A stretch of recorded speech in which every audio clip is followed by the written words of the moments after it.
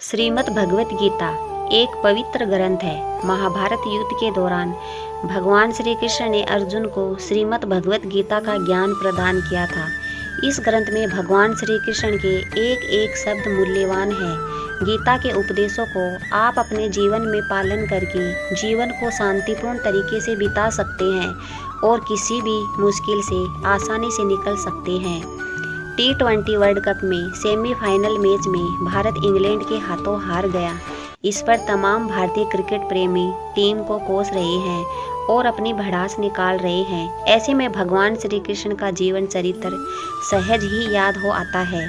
मथुरा की एक कैद में माता देवकी के गर्भ से जन्मे कृष्ण ने अपने आचरण से मानव जाति के सामने कई ऐसे उदाहरण रखे जो जीने की राह दिखाते हैं। ऐसा ही एक उदाहरण है उनके रणथंभौर बनने का।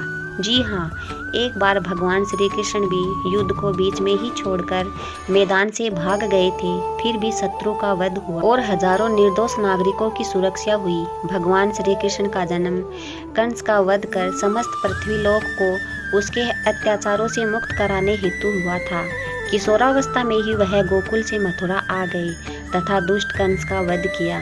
कंस की मृत्यु से दुखी उसके ससुर जरासंध ने एक विशाल सेना लेकर मथुरा पर आक्रमण कर दिया। इस आक्रमण में उसके साथ शिशुपाल और कालेवन जैसे शक्तिशाली राजा भी शामिल थे। जल्दी ही सेना मथुरा जा पहुंची और मथुरा की राज्यसभा में कृष्ण तथा बलराम की सेना को सौंपने का संदेश भेज दिया। इस युद्ध को टालने तथा मथुरा के निर्दोष नागरिकों को बचाने के लिए कृष्ण ने रातों रात वहां से सैकड़ों किलोमीटर दूर समुद्र में एक नई नगरी द्वारिका का निर्माण करवाया। अपनी माया से उन्होंने समस्त नागरिकों को उनके पशुओं तथा संपत्ति को नींद में ही नगरी में पहुंचा दिया।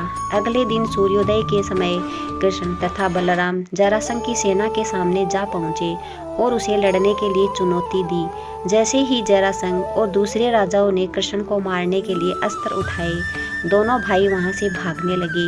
उन भाइयों के पीछे जरासंध तथा कालेवन जैसे राजा भी भागने लगे।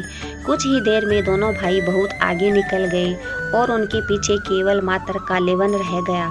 उसे देवताओं ने वरदान दिया था कि उसकी हत्या किसी भी अस्त्र या शस्त्र से नहीं होगी। ऐसे में वह निर्भीक था और लगातार कृष्ण का पीछा करते करते एक गुफा में जा पहुंचा।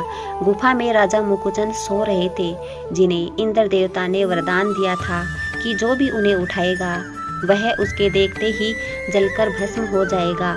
वहां पहुंचकर कृष्ण सोए हुए मुकुचंद पर अपना पीताम्बर डाल दिया और स्वयं छिप गए। कालेवन भी वहां जा पहुंचा और सोए हुए राजा मुकुचंद पर पीताम्बर देख उन्हें ही श्री कृष्ण समझ बैठा। उसने मुकुचंद को उठाने के लिए लात मारी, जिसके कारण उनकी निंद्रा खुल गई और उनके देखते ही कालेवन वहीं पर जलकर भस्म हो गया।